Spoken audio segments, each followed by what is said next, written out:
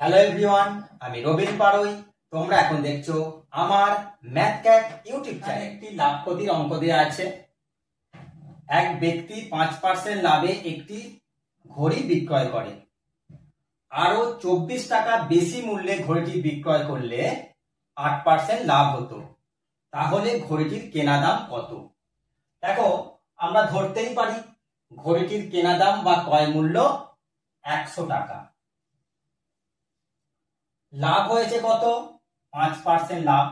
তাহলে 100 টাকায় 5% লাভ মানে 5 টাকা লাভ। তাহলে কেনা দামের সঙ্গে 5 টাকা যোগ করো।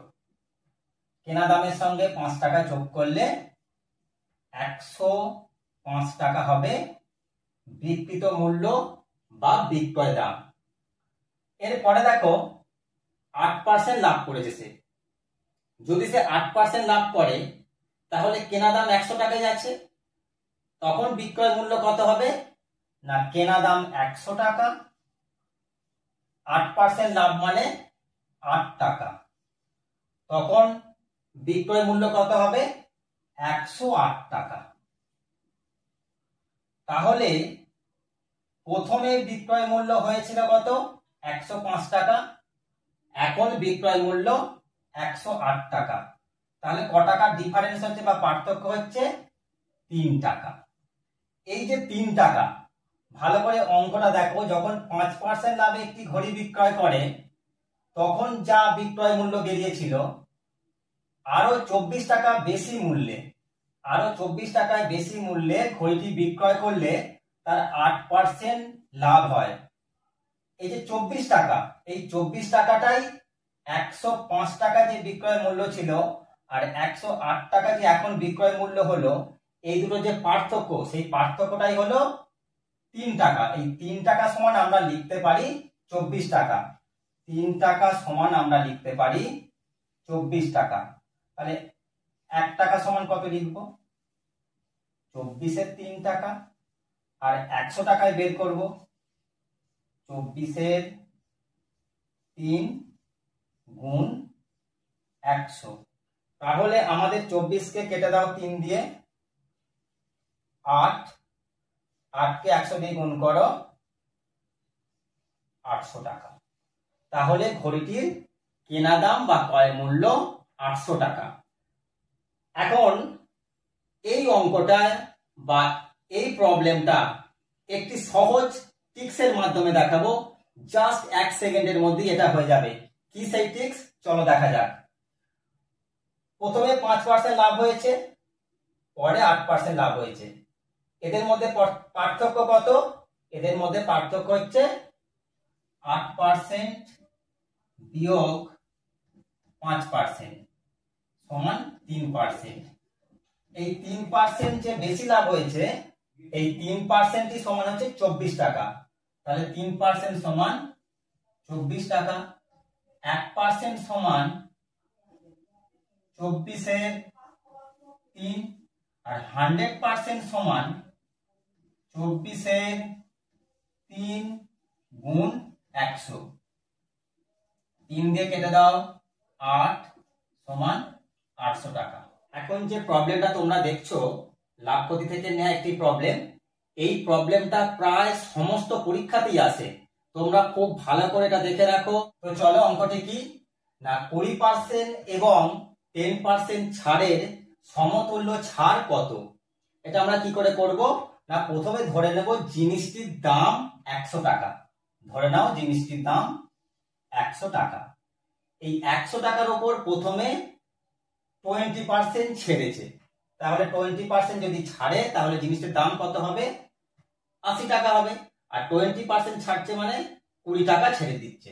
100 টাকার উপর 20% ছাড় দিচ্ছে, তার মানে 20 টাকা ছেড়ে দিচ্ছে, 20 টাকা ছাড়। তাহলে জিনিসটির দাম এখন ক টাকা হচ্ছে? 80 টাকা।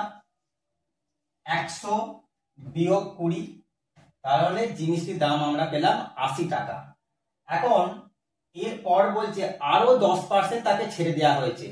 এই যে আরো 10% ছাড়ছে, সেটা কিন্তু এই 100 টাকার উপর নয়। এখন যে দাম 80 টাকা, সেই 80 টাকার উপর আরো 10% ছেড়ে দিচ্ছে। তাহলে 80 টাকার ওপর 10% ছাড়ছে। 80 গুণ 10-এর 100, 8 টাকা, 8 টাকা ছাড় পাচ্ছে। তাহলে দেখো প্রথমে 20% ছাড়, 20% ছাড় মানে 20 টাকা ছেড়ে দিয়েছে, এখানে 20 টাকা তোমাকে ছেড়েছে। আর এখন তুমি কত টাকা ছাড় পেয়েছো? 8 টাকা ছাড় পেয়েছো। তাহলে তুমি মোট কত টাকা ছাড় পেলে? 20 টাকা যোগ 8 টাকা, তাহলে তুমি মোট 28 টাকা ছাড় পেলে। কখনোই 20% এবং 10% এটাকে যোগ করে মোট 30% ছাড় কখনোই করা যাবে না। সবাই যেটা ভুল করে, এই 20% এবং 10% কে যোগ করে হিসাব করে, ফলে অঙ্কটা বেশিরভাগ ক্ষেত্রেই ভুল হয়ে যায়। তো চলো এখন আমি দেখাবো এটি একটি শর্টকাট টিপসের মাধ্যমে কিভাবে করা যায়। তো এর শর্টকাট টিপসটি কি না, শর্টকাট টিপসটি হলো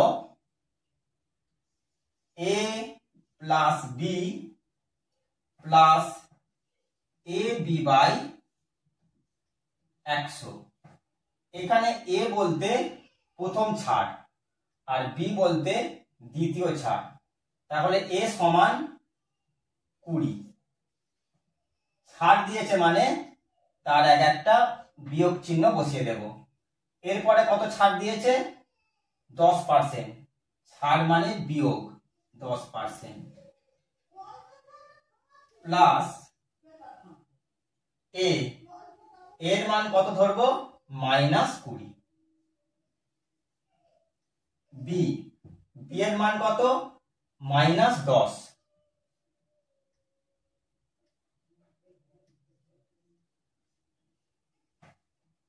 বাই 100,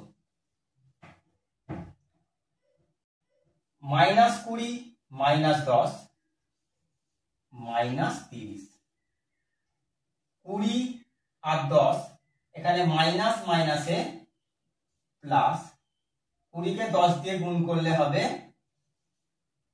200 বাই 100, 0 0 কেটে দাও, তাহলে +2 থাকছে এখানে। -30 থেকে +2 বাদ দিলে বা বিয়োগ করলে কত হবে? -28।